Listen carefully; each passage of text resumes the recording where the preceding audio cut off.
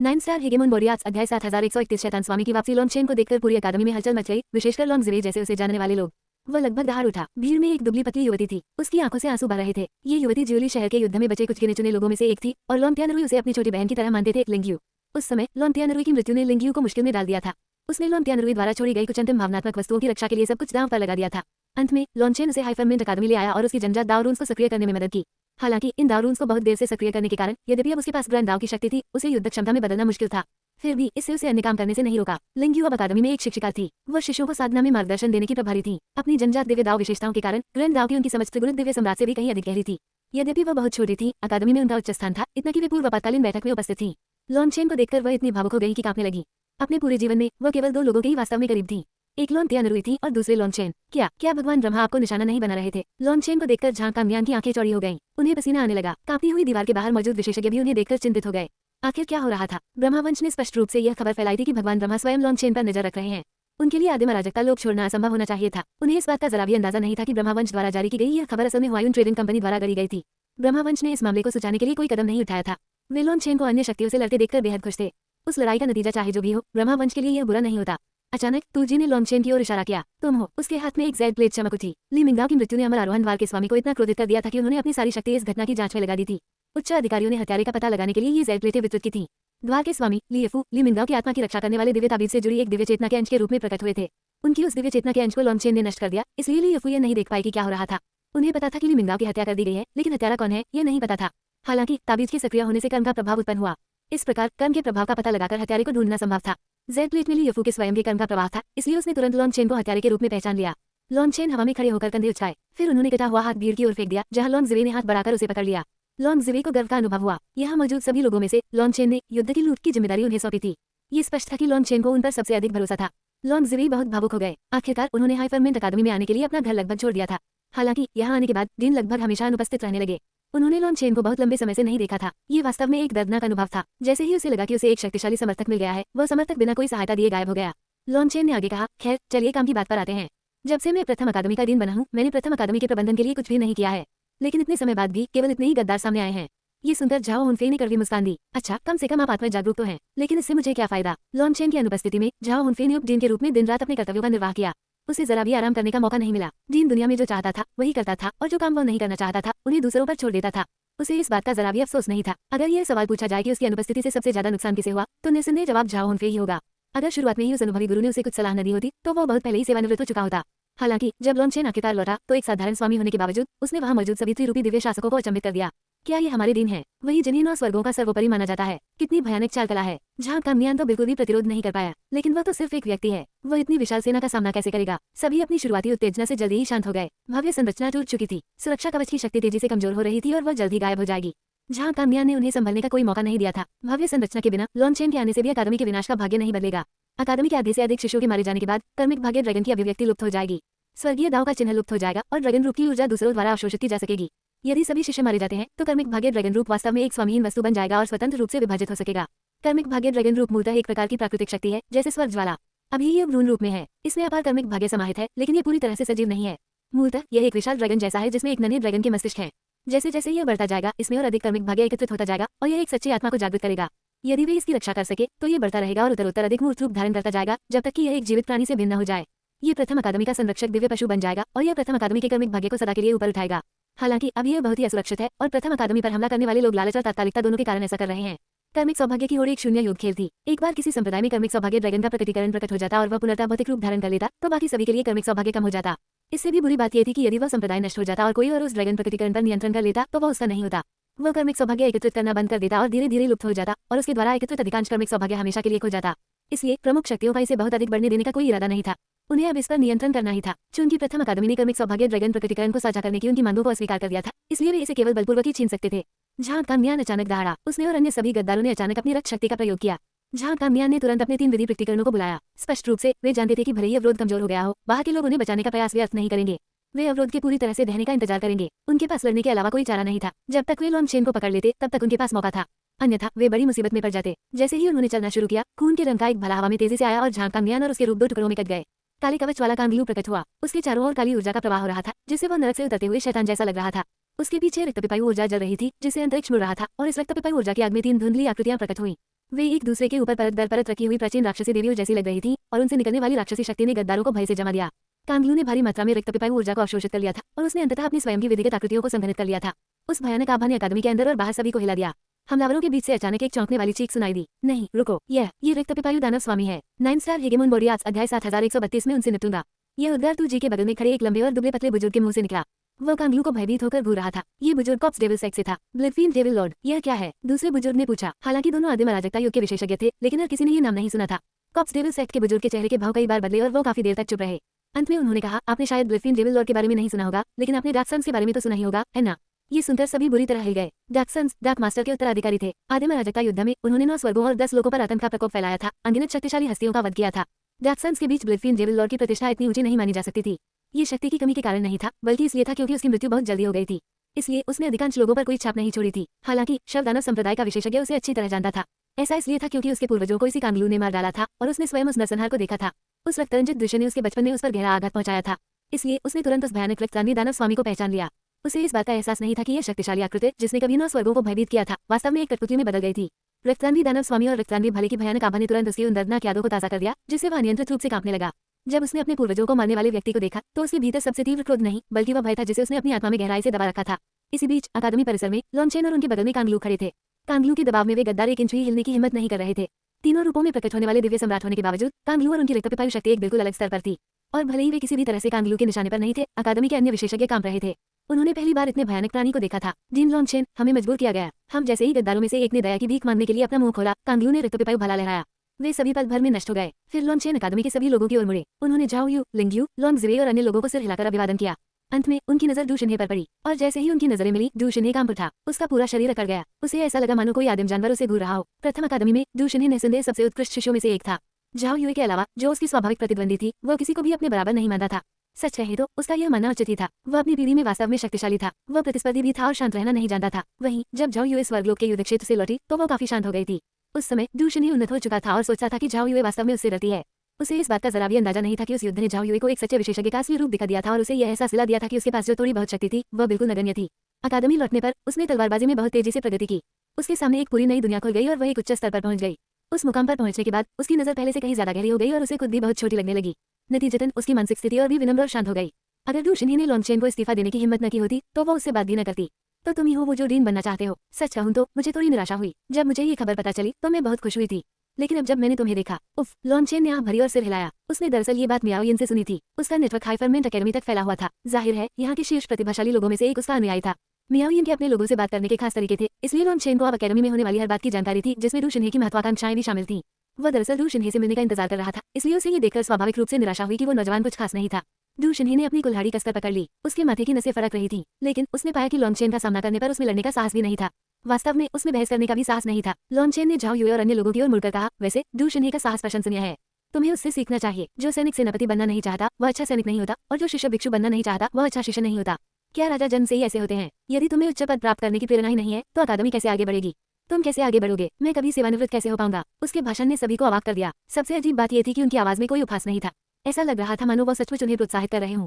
ऐसा लग रहा था कि वो वास्तव में ये पद नहीं चाहते थे और वास्तव में चाहते थे कि कोई उत्कृष्ट शिष्य उनकी जगह ले ले। तभी तू जी ने गरजते हुए कहा, लॉन्चेन, तुम इससे दूर रह सकते थे, लेकिन तुमने खुद को नरक में धकेलना ही था। चूंकि तुमने यहाँ आने का फैसला कर लिया है तो तुम अपनी पहली अकादमी के साथ ही नष्ट हो जाओगे। जिन लॉन्चेन, झांग कांगनियान ने सुरक्षा घेरा तोड़ दिया है। सुरक्षा घेरा तेजी से कमजोर हो रहा है। हमें कोई रणनीति बनानी होगी। झांग होनफे ने कहा। पहली अकादमी को सुदृढ़ करने आए शाखा अकादमियों के विशेषज्ञ आगे बढ़े। वे आदिम अराजकता युग में सील किए गए विशेषज्ञ थे और शाखा अकादमियों की रक्षा के लिए उच्च आकाश अकादमी के गुप्त हथियार थे। यहाँ तक कि इन त्रिगुणित दिव्य सम्राटों ने भी लॉन्चेन का अनादर करने की हिम्मत नहीं की, न केवल इसलिए कि लॉन्चेन पहली अकादमी के दिन थे, बल्कि उनकी अद्वितीय शक्ति के कारण भी। लॉन्चेन ने उनकी ओर मुट्ठी तान दी। आप सभी का यहाँ आने के लिए धन्यवाद। मृत्यु का सामना करते हुए भी आपने हमारी सहायता करने में कोई संकोच नहीं किया। प्रथम अकादमी इस उपकार को हमेशा याद रखेगी। आप जो भी निवेदन करें, हमारे द्वार आपके लिए सदा खुले रहेंगे। यद्यपि इन लोगों को मुख्य अकादमी से यहाँ आने का आदेश मिला था, तो भी वे जानते थे कि वे स्वयं को मृत्यु के हवाले कर रहे हैं। फिर भी वे आए थे। यह कोई मामूली बात नहीं थी। इसके अलावा लॉन्चेन ने अनुमान लगाया कि मुख्य अकादमी ने सभी शाखाओं को यही आदेश दिया था, लेकिन उनमें से केवल कुछ नहीं अतिरिक्त सैनिक भेजे थे। संभवतः यह मुख्य अकादमी द्वारा उनकी परीक्षा लेने का एक तरीका था। आखिरकार कई शाखाएं थीं और मुख्य अकादमी यह सुनिश्चित नहीं कर सकती थी कि वे सभी अभी भी नियंत्रण में हैं। अकादमी की दीर्घकालिक योजना के अनुसार इन सभी शाखाओं को जागृत होना शुरू हो जाना चाहिए। सभी शाखाओं का पुनरुद्धार 9 स्वर्गों और 10 लोकों में एक विशाल कर्मिक सौभाग्य संरचना स्थापित करने के समान था, और एक बार जब ये सभी शाखाएं पूरी शक्ति से पुनः प्राप्त हो जाएंगी तो उच्च आकाश अकादमी वास्तव में अपने पूर्व गौरव को पुनः प्राप्त कर लेगी। हालांकि केवल 30 शाखा अकादमियों ने ही अतिरिक्त सैनिक भेजे थे। इससे संकेत मिलता था कि अकादमी की आंतरिक कार्यप्रणाली पूरी तरह से एकजुट नहीं थी। ये चिंता का विषय था। जीन लॉन्चेन, हम सभी एक ही अकादमी के सदस्य हैं और चाहे हानि हो या लाभ, एकजुट रहना हमारा कर्तव्य है। हम यहाँ जरूरत पड़ने पर मरने के लिए भी तैयार हैं। फिर भी चूंकि आप यहाँ हैं तो इस संकट के लिए कोई योजना बनाना बहुत अच्छा होगा, एक वरिष्ठ ने कहा। ये तो बस चीटियों का एक समूह है। कैसी योजना? मैं इनसे निपट लूंगा। लॉन्चेन के पैरों के नीचे तारों की रोशनी चमकी। शिष्य सदमे में चिल्ला उठे जब वह अचानक गायब हो गए और फिर सुरक्षा घेरे के बाहर प्रकट हुए। 9 स्टार हेगेमोन बोरियाट्स अध्याय 7133 हत्या शुरू हो। लॉन्चेन अपने काले वस्त्रों में द्वार के सामने अकेले खड़े थे, विशेषज्ञों की एक अंतहीन सेना का सामना कर रहे थे। अकादमी का हर व्यक्ति, विशेषकर वे उत्साही शिष्य, उनकी पीठ को देखते हुए गहरे भयभीत थे। उन्हें पता भी नहीं चला और उनका खून खौलने लगा। आखिरकार बॉस को फिर से लड़ते हुए देख पाऊंगा। भीड़ में सबसे ज्यादा उत्सुकता लॉन्गज़वे की थी। वह जानता था कि क्या होने वाला है। कितना घमंड है तुम्हारा लॉन्चेन, तुम अकेले ही हम सबका सामना करने की योजना बना रहे हो। लॉन्चेन को अकेले ही बैरियर से बाहर आते देख तूजी चौंक गया। उसने अमर आरोहण द्वार को पहले ही सूचना दे दी थी कि लॉन्चेन ही हत्यारा है। लियोफू को अभी तक खबर भी नहीं मिली थी, लेकिन लॉन्चेन ने किसी कारणवश अचानक बाहर आकर उनके सामने खड़े होने का फैसला कर लिया था। जब लड़ाई शुरू हुई तो तूजी दूसरों को उसे मारने से नहीं रोक पाएगा। लॉन्चेन ने ली मिंगाओ को मार डाला था, इसलिए तूजी को उसे जिंदा पकड़ने का आदेश दिया गया था।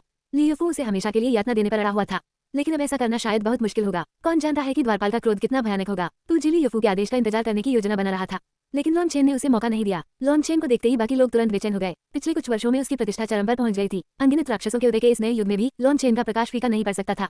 सेना के युवा सदस्य विशेष रूप से उत्तेजित थे। वे तुरंत लॉन्चेन पर हमला करके उसे मार डालना चाहते थे। ये वही व्यक्ति था जिसे कनिष्ठ पीढ़ी का नंबर 1 माना जाता था। हालांकि इस दावे का कुछ हिस्सा सिर्फ एक चाल थी, लेकिन लॉन्चेन का इस उपाधि को छीनने की चाह रखने वालों के हाथों न मरना ये दर्शाता है कि उसकी प्रतिष्ठा व्यर्थ नहीं थी। अब उन्हें आखिरकार इस महान व्यक्तित्व से मुकाबला करने का मौका मिल गया था, और जो भी लॉन्चेन को मारता वह 9 स्वर्गों के नंबर 1 व्यक्ति के रूप में उसकी उपाधि का दावा कर सकता था। अकादमी को घेरने वाली सेना तुरंत हरकत में आ गई। अनगिनत शक्तिशाली आभाएं थी, उनमें से कई ने तो अपने स्वरूपों को भी प्रकट कर दिया। धरती पर जबरदस्त दबाव छा गया। साधारण शिष्यों की तो बात ही छोड़िए, त्रिगुणित दिव्य सम्राट भी प्रभावित हुए और प्रतिरोध करने के लिए अपने स्वर्ग पृथ्वी नियम के स्वरूपों को प्रकट करने के लिए विवश हो गए। उनकी शक्तिशाली आभा उठी और उग्र लहरों में बदल गई जो अकादमी की दीवार से टकराए। 3000 से अधिक त्रिगुणित दिव्य सम्राट और लाखों शीर्ष दिव्य प्रतिभाओं के अलावा नियमित सैनिकों की एक विशाल सेना भी थी। इस तरह की पंक्ति अकादमी के विशेषज्ञों ने पहले कभी नहीं देखी थी। यद्यपि अकादमी के शिष्य मृत्यु में भी आत्मसमर्पण करने से इनकार करते थे, फिर भी इस दबाव ने उन्हें पसीने से तर और कांपते हुए छोड़ दिया। हालांकि लॉन्चेन एक अविचल पर्वत की तरह द्वार के सामने खड़ा रहा। उसने अपने सामने की सेना को उदासीनता से देखा। अचानक दूर का शून्य मुड़ा और फट गया और एक युद्धपोत प्रकट हुआ। जियान और मियाओयिन जहाज के अगले हिस्से में साथ साथ खड़ी थी, जबकि बाकी सभी ने जहाज के किनारे से बाहर झांककर घबराहट से देखा। क्या वास्तव में हमें इसमें शामिल होने की कोई आवश्यकता नहीं है? मियाओयिन ने जियान की ओर देखते हुए पूछा। इसके जवाब में जियान ने एक रहस्यमय मुस्कान दी। तुम लॉन्चेन को बहुत कम आंक रही हो। क्या तुम्हें सच में लगता है कि तुम बदकिस्मती की वजह से उससे हार गई? क्या तुम्हें लगा था कि तुम्हारा वो तुरुप का पत्ता उसे हरा देगा? मियाओयिन दंग रह गई। लॉन्चेन और जियान दोनों को ही पता था कि उसके पास एक और शक्तिशाली तुरुप का पत्ता है, लेकिन किसी को भी इसकी परवाह नहीं थी। छोटी बहन मियाओयिन, क्या तुम्हें सच में याद नहीं है कि तुमने 9 स्वर्गों को जीतने का फैसला क्यों किया था? जियान ने अचानक पूछा। मियाओयिन के चेहरे पर थोड़ा सा भाव बदल गया। बड़ी बहन, क्या आपको पता है क्यों? अगर आप मुझे बता दे तो मैं आपकी बहुत आभारी रहूंगी। मियाओयिन की प्रतिक्रिया देखकर जियान ने आंख भरी। कितनी बेचारी बच्ची हो तुम। माफ करना, लेकिन कुछ बातें ऐसी हैं जो मैं सच में नहीं कह सकती। इसके लिए तुम्हें खुद पर निर्भर रहना होगा। तभी सेना हरकत में आ गई। किसी ने पहल नहीं की थी, लेकिन उमड़ती हुई शक्तिशाली आभाओं ने ऐसा कर दिया कि बहुत से लोगों के पास कार्रवाई करने के अलावा कोई विकल्प नहीं बचा था। जैसे ही सबकी शक्ति एक के ऊपर एक आकर लॉन्चेन पर टूट पड़ी, सबकी शक्ति एक के ऊपर एक जमा हो गई। उस अपार शक्ति से लॉन्चेन के चारों ओर का अंतरिक्ष बुरी तरह से हिल गया। अकादमी और युद्धपोत के सभी लोग तनाव में आ गए, लेकिन लॉन्चेन बस विशाल सेना को अपनी ओर बढ़ते हुए देखता रहा। उसके काले वस्त्र फड़फड़ा रहे थे और उससे एक तीव्र आभा धीरे धीरे उठ रही थी। उसकी आवाज स्वर्ग और पृथ्वी में गंभीरता से गूंज उठी, मानो किसी युद्ध देवता की गुनगुनाहट उनकी आत्माओं में गहराई तक उतर रही हो। मुझे शर्म आती है कि मैंने पिछले कुछ वर्षों में प्रथम अकादमी के लिए कुछ खास नहीं किया। जीन होने के नाते मुझे कम से कम कुछ योगदान तो देना चाहिए, अन्यथा आप में से कई लोग मुझे स्वीकार करने से इनकार कर देंगे। डू शिन्हे और उसके लोग प्रथम अकादमी के प्रमुख के रूप में लॉन्चेन से बहुत असंतुष्ट थे। उन्होंने तो उसे बदलने की इच्छा भी व्यक्त की थी, लेकिन इस समय उन सभी को शर्मिंदगी का अनुभव हुआ। बाकी सब कुछ छोड़ दे तो अकेले इतनी विशाल सेना का सामना करने का साहस उन्हें नहीं था। आज मैं सबको सबक सिखाऊंगा। मैं चाहता हूँ कि शिष्य ध्यान से देखें और सीखें। यह अनुभव मैंने अपनी जान जोखिम में डालकर हासिल किया है। लॉन्चेन फिर युद्धपोत की ओर मुड़ा और मियाओयिन को घूरने लगा। लड़की, चूंकि तुमने प्रभुत्व का मार्ग चुना है तो तुम्हें भी कुछ सीखना चाहिए। अपनी प्रजा के लिए तुम्हें संत उद्धारकर्ता बनना होगा, दूसरों के लिए तुम्हें दयालु राजा बनना होगा, लेकिन अपने शत्रुओं के लिए तुम्हें निर्दयी शासक बनना होगा। दुर्भाग्य से मैंने तुम्हें केवल संत के रूप में ही देखा है। मियाओयिन थोड़ी कांप उठी। वह समझ गई थी कि वह क्या कह रहा है। हाँ, उसमें लोगों को अपने पक्ष में करने और उन्हें वफादार बनाने का करिश्मा था। हालांकि शत्रुओं का सामना करने में वह स्पष्ट रूप से कमजोर थी। उसने खुद को ये कहकर दिलासा दिया कि उसका गुरु इतना मजबूत नहीं है और उसे और अधिक शक्ति अर्जित करने की आवश्यकता है, लेकिन ये केवल एक बहाना था। वह खुद से झूठ नहीं बोल सकती थी, यही उसकी असली कमजोरी थी। झाओ हुनफेई घबरा रहा था और देख रहा था। लॉन्चेन सैन्य संरचनाओं की सहायता लेने से इनकार कर रहा था। वह इन सभी शत्रुओं का अकेले सामना करना चाहता था, लेकिन लॉन्चेन केवल प्रथम अकादमी का डीन ही नहीं था, वह संपूर्ण उच्च आकाश अकादमी का भविष्य भी था। उसका कुछ नहीं बिगड़ सकता था, वरना वह उस शक्तिशाली गुरु का सामना कैसे करता। यिन और यान का परिवर्तन, अनंत आकाश और असीम पृथ्वी का उलटफेर, स्वर्ग पृथ्वी नियम का सशक्तिकरण। लॉन्चेन की आंखों में और सार चिन्ह प्रकट हुए। उसके पीछे 3000 लोग प्रकट हुए। दुनिया का रंग बदल गया। 10,000 दाव की शक्ति उसकी ओर उमड़ पड़ी। 2 रक्तवंश शक्तियों के विलय और प्रज्वलित होने से 3000 लोग कांप उठे और एक जलते हुए प्रकाश स्तंभ में परिवर्तित हो गए जो आकाश में ऊपर उठ गया। आकाश में बिजली और काले बादलों का एक विशाल भंवर प्रकट हुआ। यह एक अथाह विशाल भंवर था जिसे न तो दृष्टि और न ही दैवीय चेतना समाहित कर सकती थी। ऐसा लग रहा था मानो स्वर्ग से दंड उतर आया हो। हे भगवान, यह अभिव्यक्ति, किसी ने भी ऐसी भयानक अभिव्यक्ति पहले कभी नहीं देखी थी। उनकी तथाकथित स्वर्ग पृथ्वी नियम की अभिव्यक्ति इसके मुकाबले बेहद तुच्छ प्रतीत हुई। लॉन्चेन अचानक अपने स्थान से गायब हो गया। शत्रु सेना में एक त्रिरूपी दिव्य सम्राट रथ के धुंध में बदल गया और इस रथ के धुंध से एक काले वस्त्रधारी आकृति प्रकट हुई, मानो कोई शैतानी देवता नरक से रेंगता हुआ आ रहा हो। पूरी सेना क्रोधित हो उठी। वे तुरंत चारों ओर से लॉन्चेन पर टूट पड़े। 9 सितारा हेगेमोन बोरियास अध्याय 7134 एक झटके में उड़ा दिया गया। लॉन्चेन ने अभी अभी अकेले ही एक विशाल सेना पर आक्रमण किया था और पल भर में एक त्रिरूपी दिव्य सम्राट को रक्त के धुंध में बदल दिया था। यह इस युद्ध के पर्दे को खोलने वाले एक रिक्तमय आतिशबाजी की तरह था। अकादमी को घेरने वाली सेना पूरी तरह से क्रोधित थी। चाहे वे अनगिनत वर्षों से जीवित त्रिरूपी दिव्य सम्राट हो या नए युग के दिव्य प्रतिभाएं, इस तरह से अपमानित होना उन्हें पागल करने के लिए काफी था। सैनिकों की तैनाती के कारण त्रिरूपी दिव्य सम्राट सबसे पहले लॉन्चेन पर टूट पड़े। उन्होंने भागने के सभी रास्ते पूरी तरह बंद कर दिए। उच्च आकाश अकादमी और युद्धपोत के विशेषज्ञ भयभीत हो गए। इस तरह घिरे होने पर लॉन्चेन कैसे लड़ सकता था? विशेषज्ञों की इतनी भीड़ के बीच से वे उसे मुश्किल से देख पा रहे थे। फिर भी उन्होंने देखा कि लॉन्चेन धीरे धीरे अपना हाथ उठा रहा था। उसकी मध्यमा उंगली और अंगूठा आपस में दब गए और स्वर्ग पृथ्वी शक्ति संघनित हो गई। उसके पैरों के नीचे एक ताइजी आकृति फैल गई और फिर उसने अपनी उंगलियां चटकाईं। उसके चारों ओर मौजूद विशेषज्ञ, चाहे वे त्रिरूपी दिव्य सम्राट हो या इस युग के शीर्ष दिव्य प्रतिभाएं, सभी ने अपने ऊपर विधि शक्ति की एक अदम्य बाढ़ महसूस की और वे हवा में उड़ गए। उंगली के इस साधारण झटके से उनका प्रतीत होता है कि भेद घेरा चकनाचूर हो गया। यह विशाल सेना लॉन्चेन के सामने शक्तिहीन प्रतीत हुई। मियाओयिन की आंखें चौड़ी हो गईं। वह जानती थी कि लॉन्चेन बैंगनी रक्त, सर्वोच्च रक्त और ड्रैगन रक्त पर भी नियंत्रण रखता है, लेकिन उसे पूरा विश्वास था कि उसकी सूक्ष्म ऊर्जा ही सबसे शक्तिशाली है। फिर भी इस एक झटके में, जो स्पष्ट रूप से सूक्ष्म ऊर्जा से संचालित नहीं था, लॉन्चेन ने 3000 से अधिक त्रिरूपी दिव्य सम्राटों को हवा में उड़ा दिया। उस अद्वितीय शक्ति ने उसके हृदय में हलचल मचा दी। बाहर से देखने पर यह एक सामान्य हमला लग रहा था, लेकिन मियाओयिन एक सच्ची विशेषज्ञ थी, इसलिए वह समझ गई कि लॉन्चेन द्वारा अभी इस्तेमाल की गई स्वर्ग पृथ्वी शक्ति उसके द्वारा उस पर इस्तेमाल की गई सूक्ष्म ऊर्जा से बिल्कुल भी कमजोर नहीं थी। इसलिए यदि उसका अनुमान सही था और उसकी सूक्ष्म ऊर्जा वास्तव में उसकी सबसे बड़ी ताकत थी, तो इसका केवल एक ही अर्थ हो सकता है, लॉन्चेन ने अभी तक उसकी पूरी शक्ति का उपयोग उसके विरुद्ध नहीं किया था। इसी बीच लॉन्चेन आगे बढ़ा और तुरंत एक त्रिरूपी दिव्य सम्राट के सामने प्रकट हो गया। उस व्यक्ति ने दहाड़ लगाई और सुनहरी दिव्य दीप्ति की एक लहर उत्पन्न की। विधि शक्ति तुरंत युद्ध कवच में परिवर्तित हो गई, लेकिन जैसे ही लॉन्चेन की उंगली ने उसकी छाती पर स्पर्श किया, उसका कवच अभी बना ही था कि वह टूट गया। इस एक स्पर्श से ही उसका कवच चह गया। वह व्यक्ति अविश्वास से लॉन्चेन को घूरता रहा। उसकी आंखें काली पड़ गईं। उसने अपने शरीर को देखा, या कम से कम उसके ऊपरी हिस्से को जो अभी भी बचा था, लेकिन मरने से पहले वह अपना प्रश्न पूरा नहीं कर पाया। उसकी दिव्य शक्ति में खामी थी। उसके कवच में पेट के ठीक ऊपर एक कमजोर बिंदु था। अकादमी के शिष्यों के बीच एक महिला खड़ी थी जो अन्य दर्शकों से भी अधिक स्तब्ध प्रतीत हो रही थी। उसका नाम शियाओलुली था और वह अकादमी की शीर्ष दिव्य प्रतिभाओं में से एक थी, जो जाओ यू और डू शिन्हे के समान स्तर की थी। उसके बाल पोनीटेल में बंधे थे और उसका भाव निश्चिंत और वीर था। उसके इतने स्तब्ध होने का कारण यह नहीं था कि वह समझ नहीं पा रही थी कि क्या हो रहा है, बल्कि यह था कि वह दूसरों की तुलना में सब कुछ अधिक स्पष्ट रूप से देख सकती थी। उसकी आंखें उसकी सबसे बड़ी ताकत थीं। उनमें सत्य और असत्य को भेदने के साथ साथ लोगों की कमजोरियों को पहचानने की क्षमता थी। अपनी असाधारण सूझबूझ के आगे कोई भी आम योद्धा उसके सामने कुछ भी नहीं था। आखिर वो उनकी क्षमताओं और यहाँ तक कि उनके विचारों को भी तुरंत भांप लेती थी। भला वे उससे कैसे लड़ पाते? उसकी आंखें सुंदर रत्नों की तरह योद्धाओं पर टिकी हुई थीं। लॉन्चेन के युद्ध क्षेत्र में कदम रखते ही उसने अपनी दिव्य शक्ति को तुरंत सक्रिय कर लिया था और अपनी स्थिति से वह सर्वज्ञानी देवता की तरह सब कुछ देख रही थी। उसकी दृष्टि से कुछ भी नहीं बच सकता था। ठीक इसी कारण से वह अब भी अवाक थी। निश्चित रूप से लोग उसके विरुद्ध की तकनीक का 2 बार प्रयोग करने की हिम्मत नहीं करते, लेकिन उस त्रिगुणित दिव्य सम्राट ने अपनी रक्षात्मक तकनीक का एक बार भी प्रयोग नहीं किया था कि लॉन्चेन ने उसकी कमजोरी का पता लगा लिया और कार्रवाई की। उसकी आंखों की तीक्ष्णता तो उससे भी कहीं अधिक थी। अचानक एक भयंकर दहाड़ सुनाई दी। लॉन्चेन, तुम बहुत घमंडी हो। उसके सामने एक विशालकाय प्रकट हुआ, या यूं कहें कि एक विशालकाय का शव। और स्पष्ट रूप से कहे तो ये बर्बर रक्त जाति के एक ऐसे व्यक्ति का शव था जिसे आदिम अराजकता के युग में कठपुतली में बदल दिया गया था। वह शव मृत्यु और क्षय की आभा से भरा हुआ था। उसके चारों ओर स्वर्ग और पृथ्वी के नियम भी क्षीण हो रहे थे और वह देखने में बेहद भयानक लग रहा था। विशालकाय कठपुतली लॉन्चेन की ओर दौड़ी। स्वाभाविक रूप से उसे मृत्यु का कोई भय नहीं था और न ही लॉन्चेन द्वारा उसके साथ किए जाने वाले किसी भी कार्य की कोई चिंता थी। ये शव दानव संप्रदाय की कठपुतली है। यह विषैली और शापित है। अकादमी के एक वरिष्ठ ने चिल्लाकर कहा, इस तरह की शव कठपुतली से बचना ही उचित था। इसके विष किसी के भी शरीर में आसानी से प्रवेश कर सकते थे। जहाँ तक इसकी शाप ऊर्जा की बात है, वह और भी भयावह थी। शव किसी लक्ष्य को निशाना बनाकर स्वयं को विस्फोटित कर लक्ष्य को अपने साथ ले जा सकता था, और यदि लक्ष्य किसी तरह बच जाता तो ये शाप ऊर्जा उससे चिपक जाती और उसके शरीर और आत्मा को नष्ट कर देती। लॉन्चेन के शरीर के चारों ओर ज्वालाएं भड़क उठी। वह भी उस विशालकाय शव की ओर ऐसे दौड़ा मानो उसे किसी चीज का डर न हो। सभी के आश्चर्य के लिए लॉन्चेन का जलता हुआ शरीर विशालकाय से टकराते ही पल भर में टुकड़े टुकड़े हो गया। ऐसा लग रहा था मानो एक ही बार में उसकी जान चली गई हो। लेकिन तभी लाश कांप उठी और एक मूर्ति की तरह हवा में जम गई। लोगों ने अचानक कुछ दूरी पर एक बूढ़े बुजुर्ग के पीछे खड़े लॉन्चेन को देखा। उसका हाथ बुजुर्ग की गर्दन पकड़े हुए था और उसे हवा में उठा रहा था। उसने गुरु को इतनी आसानी से कैसे ढूंढ लिया? शियाओलुली अविश्वास से देखती रही। हालांकि वह लगभग पूरे युद्ध क्षेत्र को दिव्य दृष्टि से देख रही थी, फिर भी लाश की कठपुतली के गुरु ने एक गुप्त कला से खुद को छिपा लिया था। वह ये पता नहीं लगा पा रही थी कि वो कहाँ छिपा है। लाश अचानक हरकत में आ गई। वह विशेषज्ञों के सबसे घने समूह की ओर दौड़ी। रास्ते से हट जाओ। लाश शैतान संप्रदाय के विशेषज्ञों ने घबराकर चिल्लाया। ये चेतावनी बेकार थी। जब तक दूसरों ने इसे सुना, लाश की कठपुतली फट चुकी थी। गहरे बैंगनी रंग की शैतानी ऊर्जा तुरंत आसपास के क्षेत्र में फैल गई। 100 से अधिक त्रिरूपी दिव्य सम्राट सीधे टुकड़े टुकड़े हो गए। सैकड़ों लोग किसी तरह अपनी जान बचा पाए, लेकिन अब वे सब काली ऊर्जा से गिरे हुए थे।